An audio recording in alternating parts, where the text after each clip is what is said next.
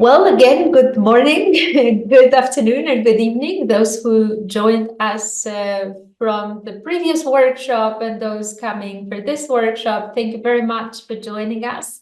It's the last workshop for the chapter on energy transition towards a public path of energy transition. And we are very honored to have with us today Hien Shen, who is actually discussing this topic, exactly the elements of this public framework of the public pathway of energy transition. So, and Irene is working with the Trade Unions for Energy Democracy, TUED, and is based in New York. So thanks very much, Irene, for joining. Thanks, everyone. Again, let's start almost immediately. Irene, what would be some of these key elements of this public framework for energy transition that TUED and so many trade union organizations and other institutions have been working with? People have watched your video lecture, but we want to kind of have some sort of a summary to start the conversation. Thank you. Sure. Yeah, absolutely. Hello, everyone. Good morning from New York. That's where I am based. So yeah, thanks for watching the video. I guess I'll say that this idea of the public pathway, it took some time to evolve and develop. We were clear of the analysis and critique against neoliberal energy policies because we had seen their failures in facilitating an energy transition to low carbon energy generation. And as a result, felt the trade unions actually called for the need for something different. Now, it wasn't immediate that we were able to understand what that different thing was. I think we knew from the start that public ownership and democratic control was part of the solution or the alternative solution. But it was over time, I think, that we really sort of developed our thinking that this is a pathway because we're talking about a transition, and it's not something that's going to happen overnight.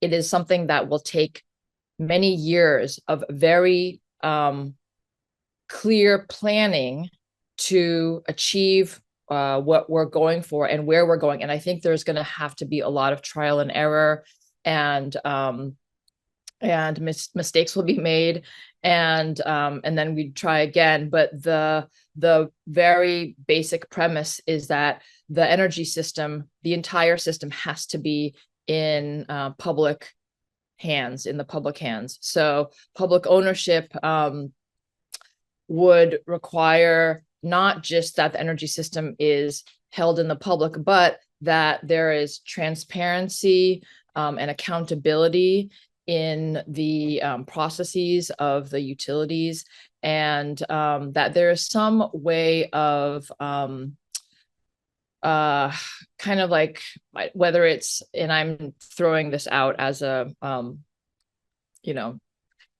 not a definitive solution, but ideas that we've thought about before. If there's some kind of a board or something that is actually representative of the people that the utility is serving, so that there can be a voice of the people represented in the decision making of the utility, for example.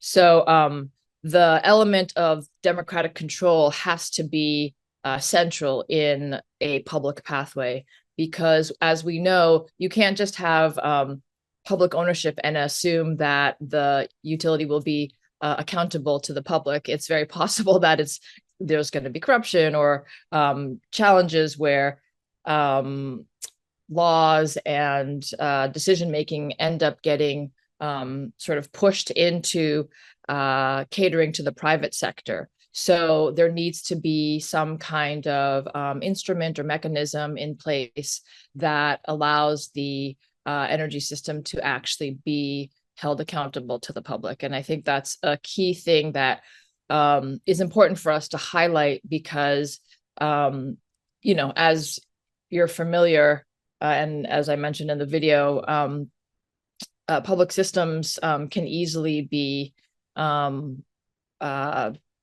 influenced to go in a direction that the public is not the ones that are being served. So I think that's a critical piece. I think another critical piece is the idea of planning that I mentioned. Planning is, we're talking about a global energy transition, and it can't be done piecemeal because there's so many elements of the energy system, of who is dependent on using energy, what kind of infrastructure needs to be built. There's just so many elements that need to be thought through in order for us to really be able to do a transition towards a low carbon energy future. And without planning, it's going to be utter chaos. And we are already seeing that in some places where there are private renewable energy companies coming in and being integrated into the grid, and it's not coordinated. And so there's sometimes blackouts, or there's very high costs, and that falls on the consumer, and it also impacts the workers because that's where the costs get cut. So planning is a critical piece, and we think that under a publicly owned system, planning is much more possible. I think the other thing sort of tangential to planning is that you can address issues like energy poverty, which is, a critical issue, particularly in the sub-Saharan Africa region and also in parts of Asia Pacific. And you have hundreds of thousands of people without access to electricity, and planning would allow us to build infrastructure and also a thought out plan where there's electrification, but also with the idea that the climate crisis exists. And so you need a decarbonized energy plan while you're adding people to the grid. I think these are some of the key points, and maybe I'll stop here and see. Yeah. Thank you very much. Thanks a lot for highlighting these key points and key areas that they themselves require much thinking for trade unions in terms of what path to actually pursue, and perhaps its own strategies and policies. So we open up for questions, comments. We will have about 50 minutes to discuss with Irene. So who would like to take the floor first? Anything that comes to your mind?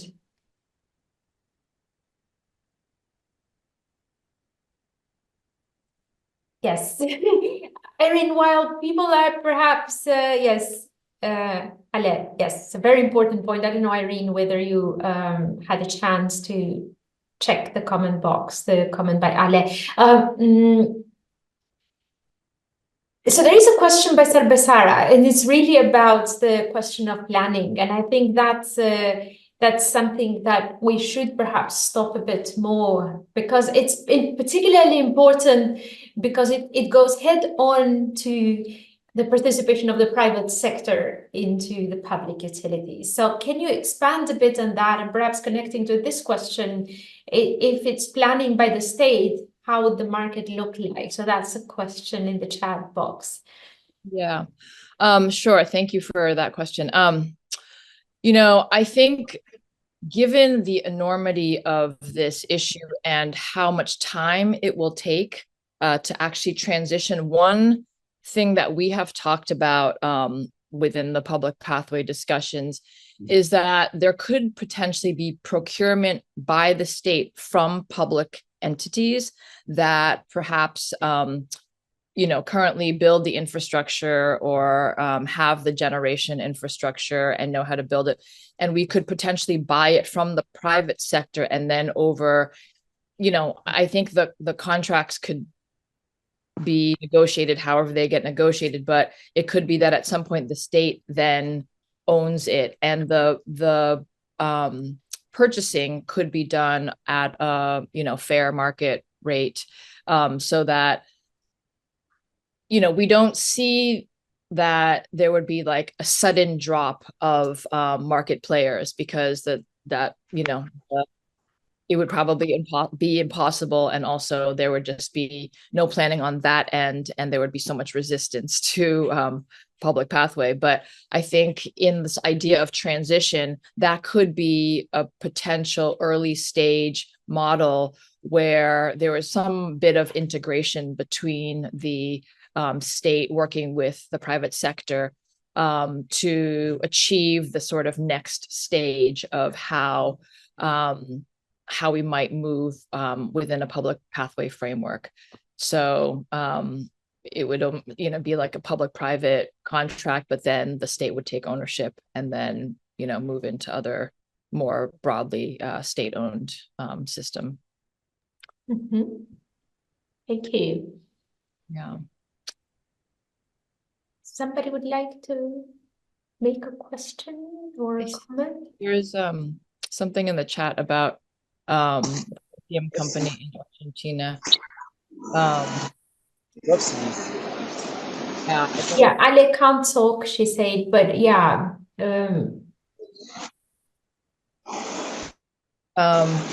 I don't know what the specific. Yeah, but perhaps Ale, if you can, Alejandra Romero, if you can expand a bit on that question. While yes, no, I think that is really important that the unions introducing the problem that Argentina have a lot of resources like a lithium, and this is an important resource for the just transition and in the region, okay?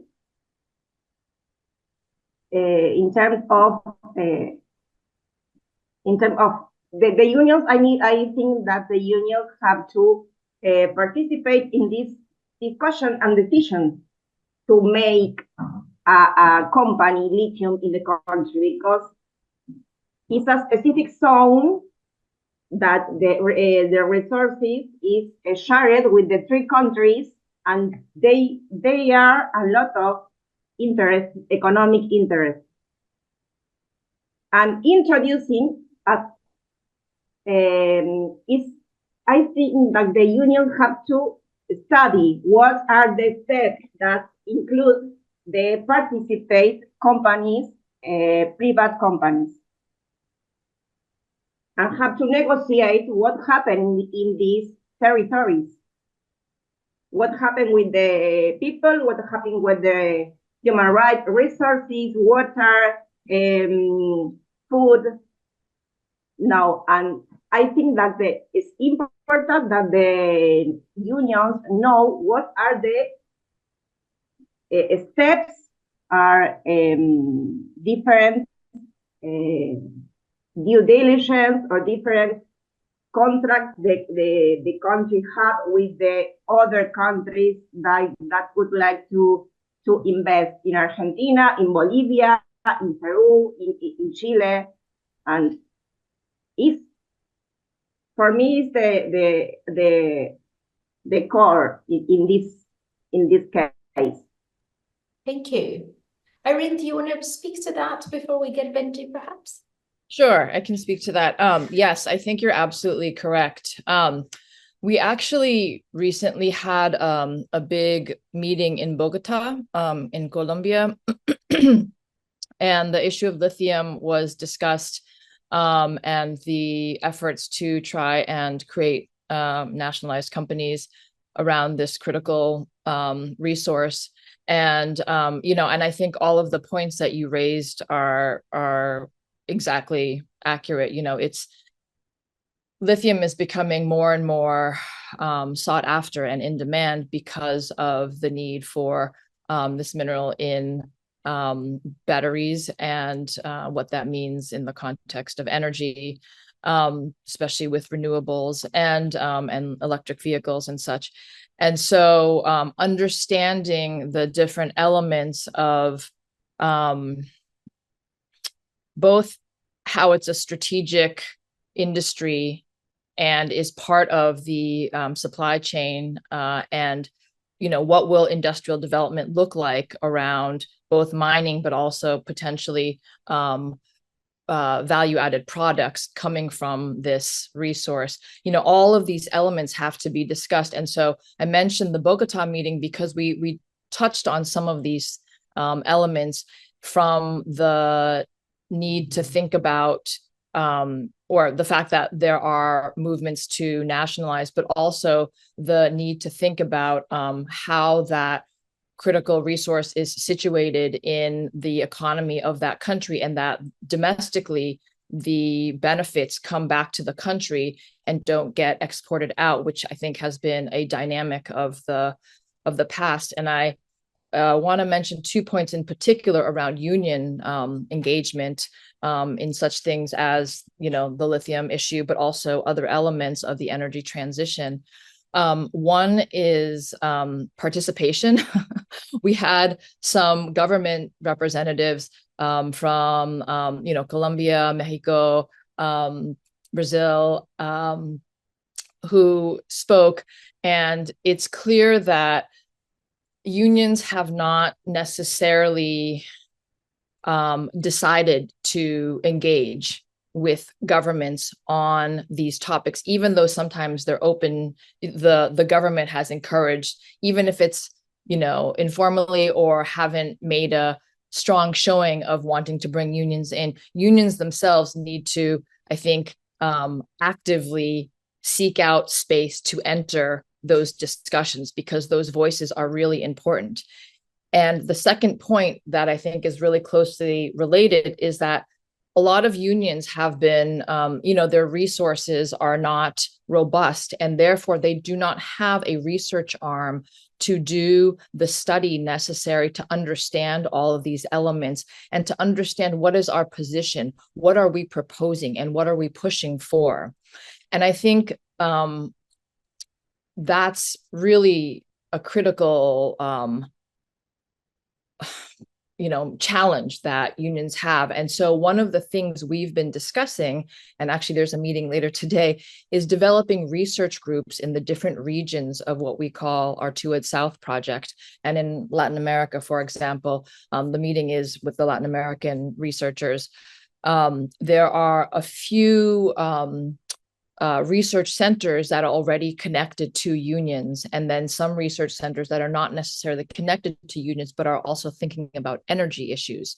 And as a result, can we consolidate the efforts to then focus in and prioritize research topics that really aid and facilitate the public pathway knowledge base, and broaden it for the unions, and then, beyond unions as well. And I think issues like critical minerals, like lithium, and other, other key issues like, developing industrial chains, and, what are the, models of keeping the revenues in the country to help domestically, like all of those things need to be researched, thought about, and then discussed with the greater body. And what TUID tries to do is create some of these spaces. So so thank you for that point, and I'll leave it there. Thanks very much for both the question and the very helpful response, Irene. Benji, you've been raising your hand for a long time, so please do. Thanks, Adlira, and hello, Irene. So I think that's a very important point, that it's not just public ownership, but there must be mechanisms for democratic control. Actually, remember discussions we have. I'm from the Philippines, by the way. Not in particular about energy, just the question of nationalizing industries or key industries, and putting it in public ownership. We had that debate, and that idea came up. Well, even if it's publicly owned, if politicians will manage them anyway, so maybe it won't be any better than being in private hands. So we did end up, I can't remember now if we called it democratic control or something that's fits that very idea. But the problem is, when you explain it to people, the question of democratic control, they don't have an idea, they don't have an experience of how that is, because arguably they haven't seen it. So what they see is publicly owned corporations. Most usually it's ridden with graph. It doesn't really serve the people. So we've faced such issues. So what is democratic planning? How does that actually work? So I mean, do you know of any experiences where something of that sort has been done or experimented upon? Or if not, so maybe if you've encountered such questions, I mean, how can democratic control be actually implemented, right? Together with public ownership. So hope you get the point. Thanks. Yeah, I mean, very, very important question. I think we had a discussion in this course about the importance of going beyond the debate state versus private, because I think perhaps the most appropriate term would be state-owned rather than publicly owned, because the publicly owned is what we are aspiring for. But I leave that to Irene because particularly in the question of energy, there may be inspiring examples that you can share with us. Yeah. Thank you for the question, Benji. You know, I think in all cases, there needs to be popular movements around these ideas, because without a broader base of the public that understands some of these questions, as the administrations change, as different individuals get into different roles in office, there's often going to be elements of resistance. And so it's sort of like not taking on these people one by one, but it's like building a longer history and broader understanding among the general public around these issues. And that takes time and a lot of effort. So even with, for example, in Mexico with the AMLO administration, that's one of the administrations where we've seen some of the most bold moves to challenge the privatization efforts by any administration, and with a very particular understanding of challenging neoliberalism and multinationals.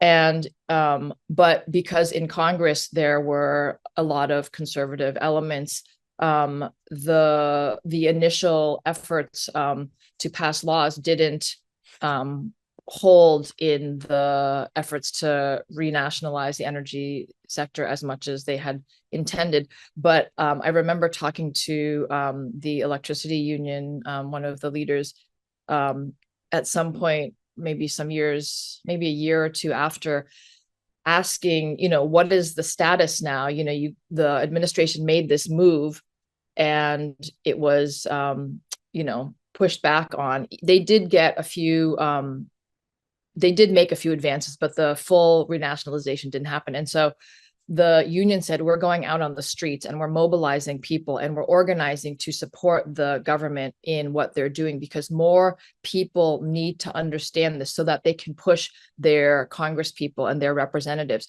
and then they can vote more in the favor of public ownership. And so that effort has been ongoing for a while, and we can see other, bits and pieces of movement as more people are understanding. But it's easier said than done, especially if you have a repressive government. And so I think one of the questions is, what do you here, you at large, think would be a good democratic process for holding a company accountable or a utility accountable? And we used to say, this was like some years back when the TUA team was really tiny, we would say, well, if I had my choice to do with whatever I wanted to do with my time, I wouldn't necessarily want to go sit and make decisions about my energy utility and how they were operating. So it's not like we all want to go sit on a board and make decisions about the energy utility, but we want to be served as the public with a public good like energy and with this public service.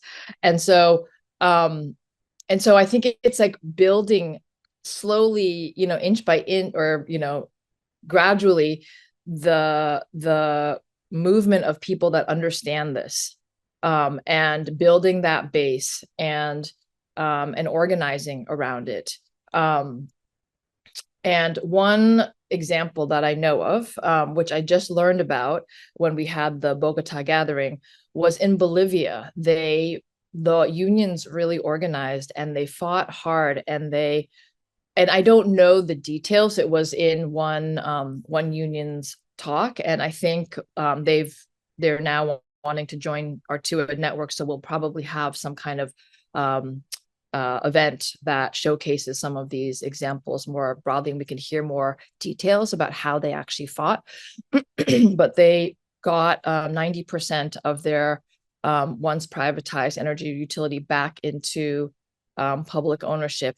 And the union leader was very clear about that this service was for the people and the right of the people, and what it was very integrated into how he talked about it and into his tone. And so somehow they mobilized enough people to understand, and they fought back in the union, and they won, and they've maintained it. And he says, because we've built, such a kind of strong following, there's no turning back now. He feels very confident about that. And it was incredibly inspiring, because even for us who work with unions around the world, it's hard to find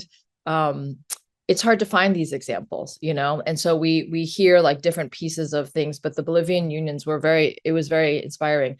And also, they were very they said, we left 10% for the private sector, just out of respect for them, and it's, he had a little bit of an attitude, which, I think just sort of showcased how strong what they've built has become, to really hold like a support against the privatization efforts.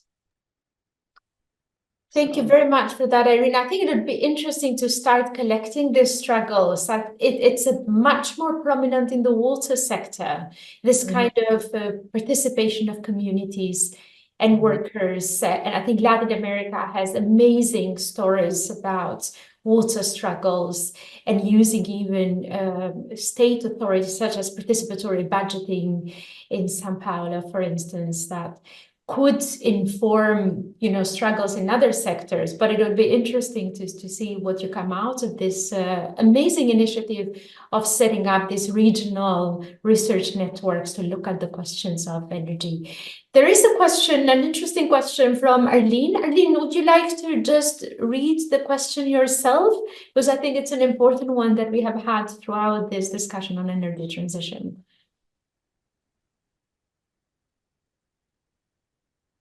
Arlene? Okay, so perhaps I should read all the names, because there are many, and perhaps I'm not sure which one you're going to. Arlene Blanchet, Mog Kunga, can you please read the question?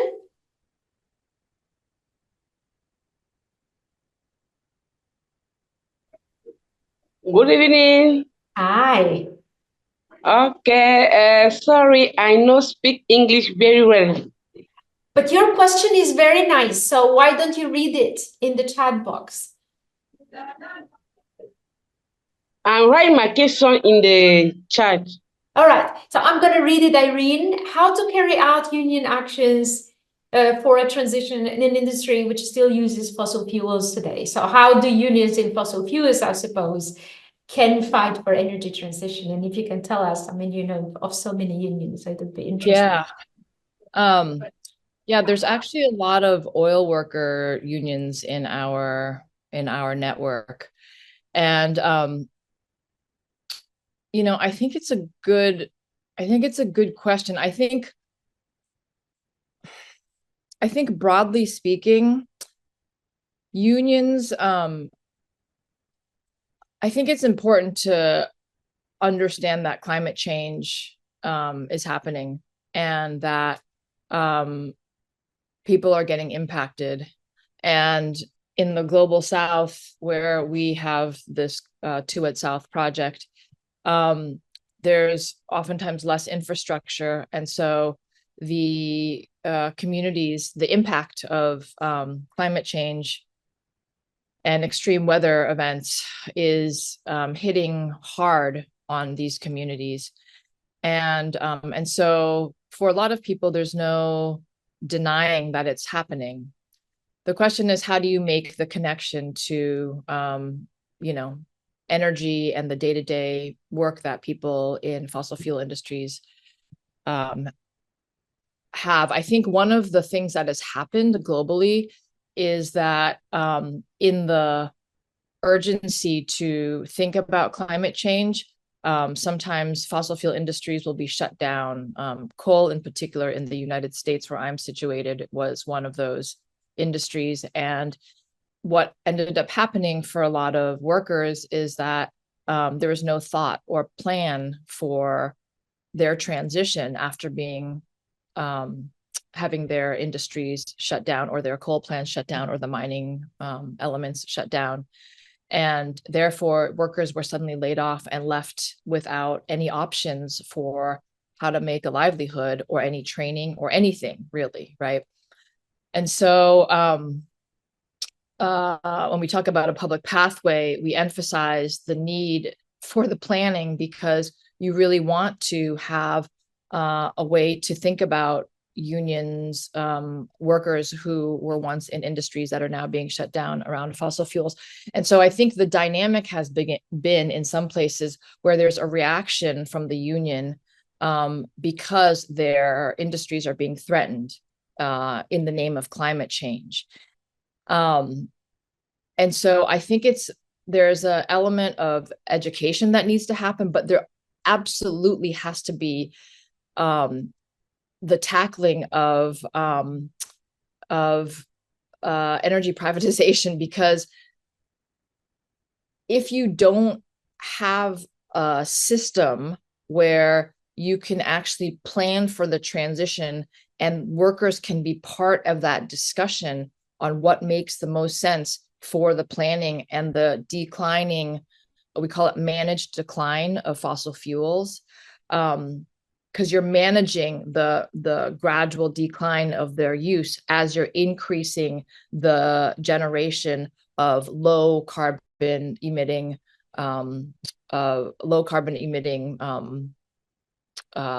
energy sources. So you're doing this simultaneously. And so the only way to make this very coordinated is if you're able to plan, and you have to control the sort of the whole picture if you're going to plan. And to control the whole picture, you have to have a public system. You can't do it under a privatized system, because the private interests are just grabbing for ways to make profit, right? And so they're not really thinking about workers. So I think that has to be within the understanding.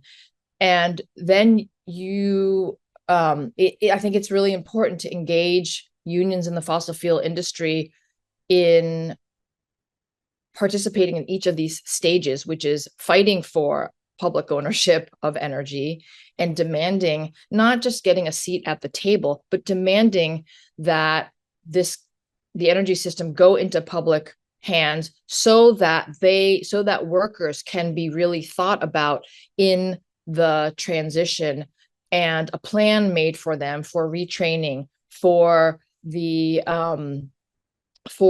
transitioning into new industries, whether it's energy or elsewhere, but that their rights and their benefits all get built into the demands of the planning process under a public framework. So I think it's a multi-stage effort, and it's not as easy as I just laid out, but I think for a lot of the TUED unions that are involved, they understand and recognize that climate change is real. We need to address decarbonization. Their industries are adding to the emissions that we need to deal with. And therefore, there is going to be a point at which those fossil fuel industries are going to, have to be decommissioned. It could be many, many decades, right? But that is the general understanding. And if that's the case, let's plan for this now. So we're going to fight for public ownership, understanding this, and we're going to be supportive of solutions for climate change, but understanding that this is the first step, sort of gaining control over the big picture and taking things back into control of public ownership. Thanks a lot, Irene. There is a question a bit more general from Mary Awote. Mary, do you want to make the question yourself? And sorry if I didn't pronounce the surname properly. Mary, can you hear us? Perhaps I just read that question, Irene, like what will be the major challenge in this pathway? I think it's also something we discussed just in the workshop earlier in South Korea, but perhaps if you can give us a broader picture, what are some of the key hurdles to this public pathway? Yeah. I mean, I think there are many. I think first and foremost is I think first and foremost is helping people just understand why a public pathway is necessary, why a public system is important and actually critical, and in our view, essential, because why investments are not actually taking hold in the private sector around renewables to then push forward a transition, because that has been the narrative, right? We need the private sector to invest more money. Once we get them investing, then we're on our way. We're going to be shifting into wind and solar, and it's these broad strokes that actually don't look at the data and also don't recognize that there's so many complexities around technology, around waste, around land use, around critical minerals and critical resources.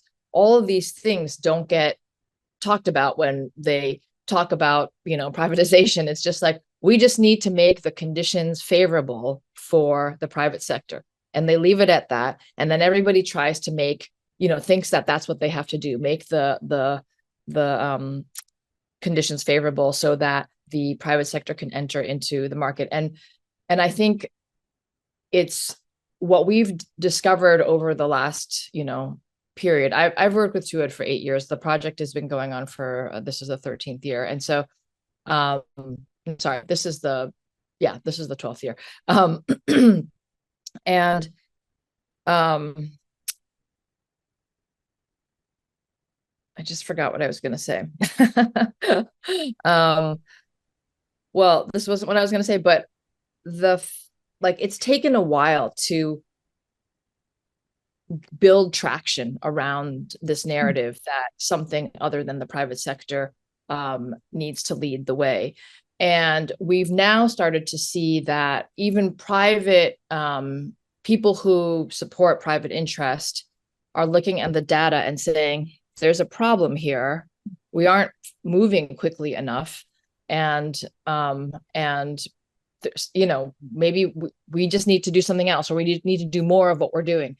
And so I think that is like a big hump that we need to kind of keep pushing, because there's constant propaganda coming out from from neoliberal policymakers that we just need to help the private sector gain a foothold and then do what they need to do. Mm-hmm. And so I think that is, that's a big one. But then there's so many other pieces around. I know what I was going to say, that it's like two key areas that there's a big deficit in, not just among trade unions, but in the movement around climate justice as a whole. That around energy in particular, which is the key battleground around climate change, that there is a lack or a deficit in understanding around both the political, but also the technical, the technical aspects of energy. And not understanding the technical really ends up holding us back, because it makes it hard for us to really challenge some of the ridiculous things that are said in the in the conservative neoliberal spaces around energy. And so, for example, people used to say, oh, we just need battery power and that will help us sustain wind and solar power through the night. And, when the wind isn't blowing or when the sun isn't shining, we just need battery powers. Well, the problem with batteries is the technology hadn't been hadn't been to a point where you could have massive, massive batteries. And then if you're talking about batteries, you're talking about the critical minerals of lithium and all the other elements you need. You're talking about infrastructure. You're talking about so many things that no one talks about. And then you're talking about the problem with financing where investors do not want to invest in batteries because they're not sure that there's going to be investments in renewable energy. And if you're not guaranteed to make a profit off of renewable energy, why would you then decide to invest in batteries when the first element isn't solidly stabilized in the market? And so, but no one talks about that. And so it's like all of these things need to be understood to some degree to really push back and make the arguments. And I think what we've seen definitely in the climate justice movement and also in the unions is just that like there aren't spaces where this information is being taught. And so we're actually trying to develop some kind of courses to see if we can help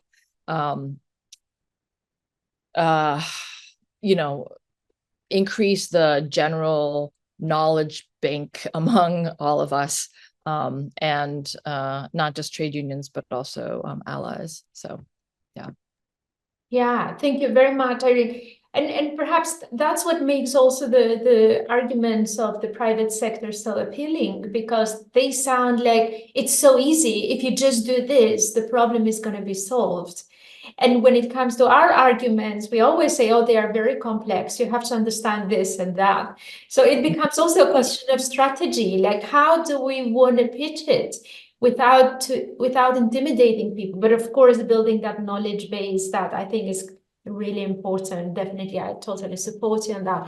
I think there is a question in the chat from Sarbasara, which points a bit to the discussions we are having earlier. In particular, many companies, in the case of India, for instance, were state-owned, and then they got privatized. Now you have to kind of build mass mobilization again for public ownership. I think we're asking public ownership, not just state-owned. So what do you think it's going to work in that debate to win that battle in terms of why should we go public? I guess it's resonating with many of the questions you're saying, but perhaps just responding directly to this one. Mm-hmm. Sorry, is this the Sarbeswara Sahu question? Yeah, okay. That one, yeah. Yeah, great. Because I think there's another element here that I want to address. Yeah, I think so we have a document called Reclaim and Restore that it was sort of looking at 30 years of neoliberal policies that came out of the World Bank that took public institutions, energy in this case, and gradually pushed for privatization. And what we saw, and we were looking in particular at Sub-Saharan Africa because we were preparing for a regional policy meeting there, that these trends that you're raising is exactly what happened. There were public institutions that then got liberalized and privatized. And I think some governments realized in that context that this wasn't going to work, because it was actually, there was a lot of detrimental aspects that were emerging as they started to privatize. And so either resisted the privatization or went ahead and privatized and then saw all these problems. And so I think your question about what went wrong, one of the things that we've been talking about doing is taking that document, because while we were in Johannesburg, we had that's when we had the Sub-Saharan Africa Regional Policy Meeting. That was last year. We took the document. It was drafted by Sean Sweeney, who works with TUED, and we discussed it. And we realized that we should create basically a message to the World Bank. Like how we started to think about it in terms of a campaign was we should have a letter that sort of summarizes the key points have the unions sign on to it, and then build a campaign around this that elevates the issues, I think, that of exactly what you're raising here, and what you were sort of capturing, Adira, that in very sort of like simple terms, like, you pushed us to privatize and then you screwed us over because this is what has happened. This is where you've left us, and really highlight the problems that have been left as a result of hollowing out the public sector and, you know, pushing forward the private sector. And then, and like, because we have union support around that and understanding that as an issue, to then use that as a platform to kind of elevate the issues and then build a campaign around it and try to bring as many people along in understanding this basic dynamic that's happened. There's a whole history of systematic privatization, of hollowing out of resources from the for the public for the public, and that we need a new pathway forward. And, you know, climate change is sort of the like call to action at this point, because, you know, more and more people understand it and want to get engaged somehow. And so we've been thinking about you know, taking it to some of the like major spaces where climate change is actually discussed, not necessarily energy, but climate change. So like the COPs, the Committee of the Parties, that happens every year around climate change discussions that the UN holds, where there can be more people understanding this, and then trade unions can gather, et cetera, et cetera. So I think the question about like, what do we do to try to help change people's mindsets is like, I think you have to give a historical context of what's happened, and then expose the sort of like what the reality of the conditions are at this point and why it's not working for people, how so many people are still not having access to electricity, for example, and you know, use some of those, I think, elements to help argue the points, and you know, ideally influence people's thinking on why you would want a public pathway. And it's not a simple task. You know, we often think, are we pushing the boulder up a giant mountain? But the interesting thing is that we've gained a lot of traction in the last 8 years that I've been working with TUID, like a lot of traction. And that's been very exciting. And I think in particular in the Global South, where some of these issues are very prevalent and people understand some of the issues around private versus public, and public versus private, it's been the movement has been more quick. That's inspiring. Thank you, Irene. I see Nico has his hand up, but Brian had put a question in the chat. Brian, do you want to put your question, and perhaps Nico, you can do yours too, and then Irene, if you can respond to both of them. Great. Hi, Irene. Just a quick question. Thank you for the discussion so far. You said that there are knowledge gaps that are needed to be filled, in terms of energy democracy. So, what are the nature of those knowledge gaps? Are they technical, maybe engineering problems, energy planning, energy sources, or are they more of an organizing side, building union stand in the energy democracy, or both, maybe? So, are there priority issues that are needed to be addressed first? Thank you. Great. Thank you, Brian. And I know, Irene, you touched upon some of those, but perhaps we can wrap it up. So Nico, and then over to you, Irene. And if you can share that document that you mentioned, Irene, we'll put it in the platform, because Sarbasara is also asking for that. Thank you. Yeah, I was about to type, but it's a bit of a reflection, in fact, but I think it's useful. In my experience, I think one of the challenges unions face is that someone mentioned the two levels, the political and the technical level, as key aspects of the same, the sides of the same coin. And in my experience, which is, I come from a very different sector, but I did have some interaction with the energy sector both in Argentina, where I am from, and in Bolivia. That's where I conducted a lot of research. And that is, when unions are strong in the political arena, they are quite weak in the technical side.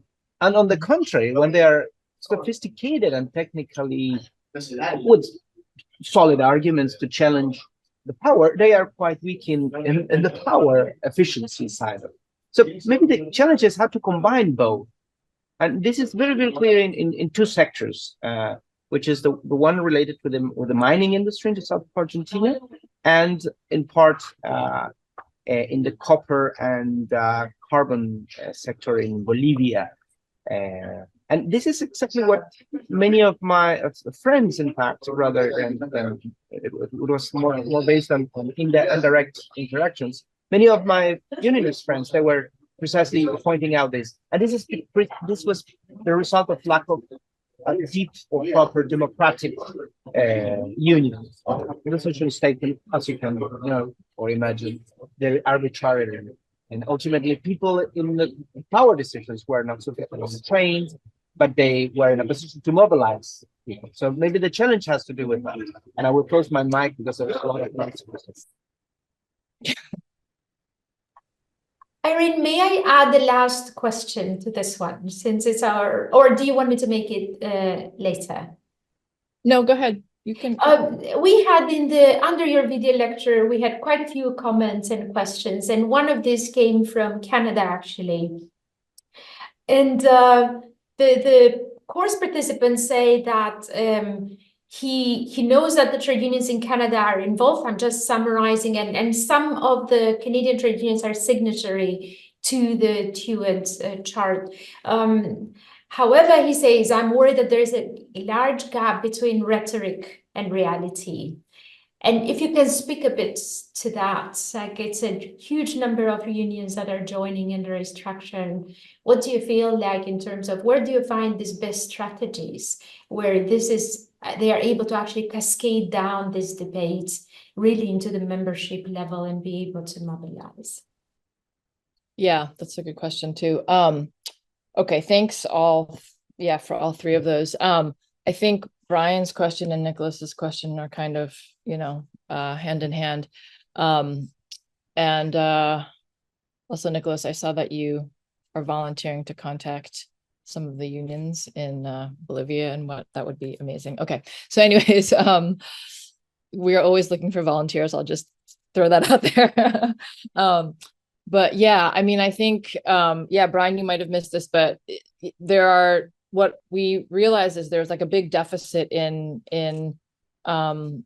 two elements, and, both of you kind of raised the two elements. One is the technical and one is the political, and how the two get combined, because I think you're right, Nicholas, that there are strengths politically. And we see that with, some of the, progressive left unions that we talk to, very strong politically, but then there is a lack of understanding around any of the technical elements around energy. And to your question, Brian, yes, I think engineering questions are some of the holes, but just also some of the basic issues around energy. I mean, I think when unions, and not just unions, but when anyone first has the topic of climate change raised in their presence, people don't necessarily think energy right away, nor do they usually have that conversation.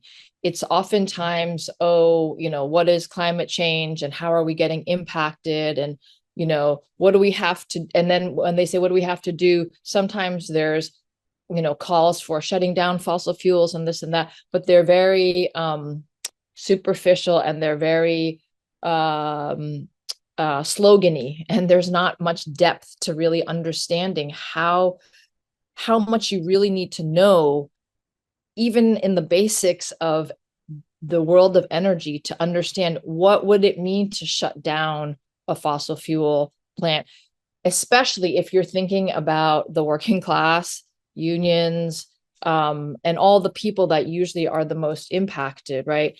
And so,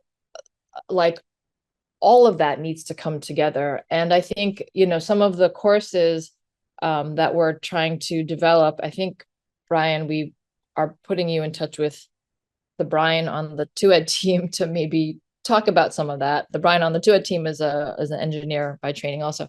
And so, so maybe the two Brians can, you know, put your heads together and like add additional workshops or whatever. But we're actually trying to think about how do we help elevate the level of technical knowledge while keeping the political in the content constantly, right? Because oftentimes the two are separated. And I'm trying to start a women's leadership project for public energy also.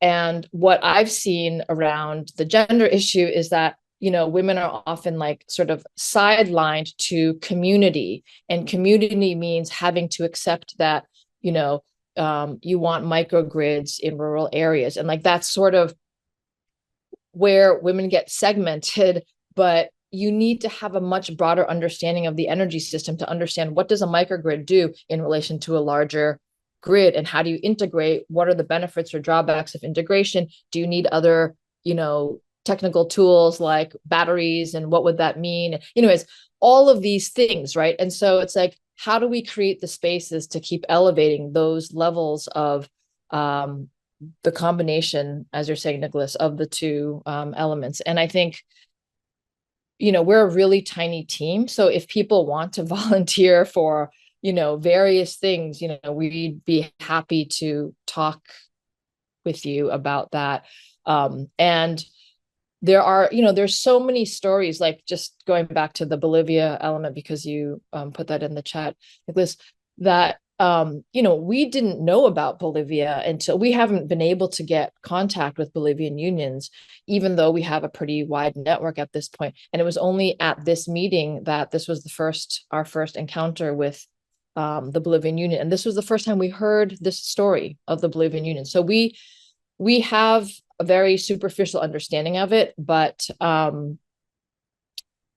like, yeah, if we can sort of showcase things and actually hear maybe some of the controversies, or maybe hear disagreeing sides of the story, because, you know, as you're saying, you've experienced something different, because we often want to open the space so that those debates can actually happen, because so many of those debates don't happen at all within an understanding of the politics, and the politics come with the public pathway framing.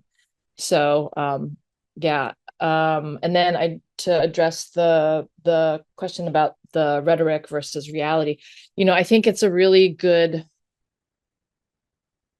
you know, I think it's something we struggle with all the time, because, you know, in the reality of our work, we're a very, very tiny team. And like, it's only in the last couple of years that we've gone from 3 down to 2, then up to 3 to 4 to 5.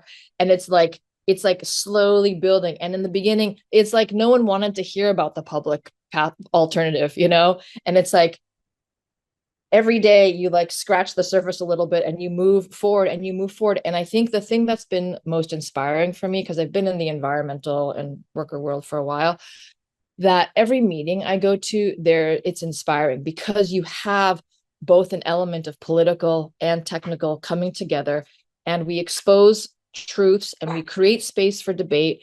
And sometimes it's slow going, but you can see little advancements. And so I think, you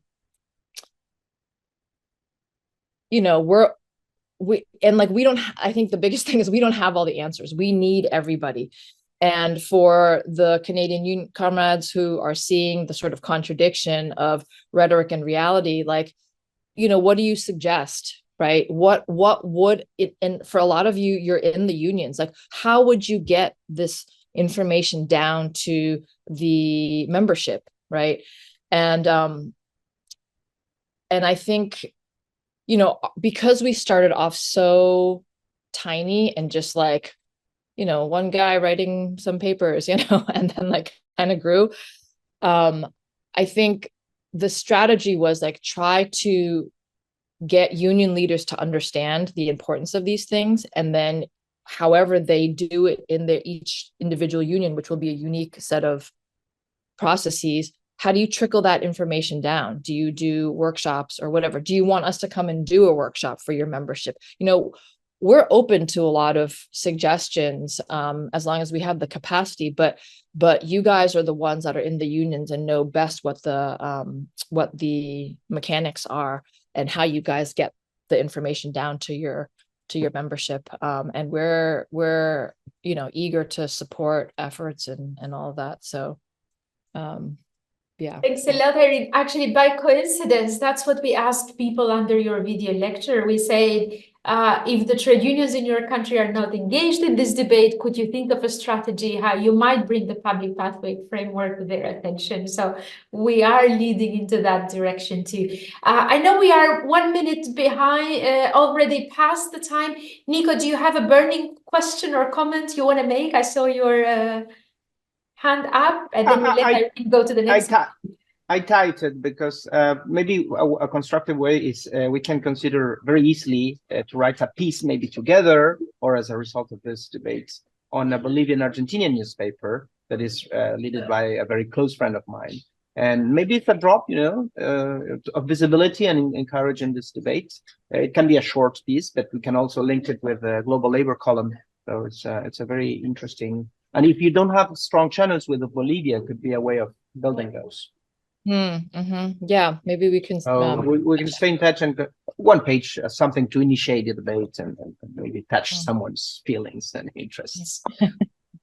Cool. That's exciting. Sounds fantastic. Thank you so much, Irene. Really a wonderful closure of the debates on energy transition. Very inspiring. Thanks everyone for the great questions and comments and participation.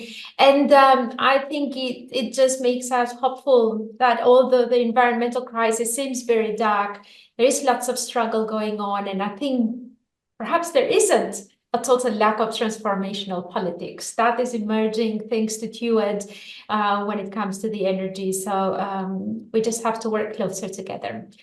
Thanks, everyone. And next week we meet for the last 2 workshops, how to use public ethos to organize in the labor movement, and something more on the struggles in Latin America when it comes to transforming public services.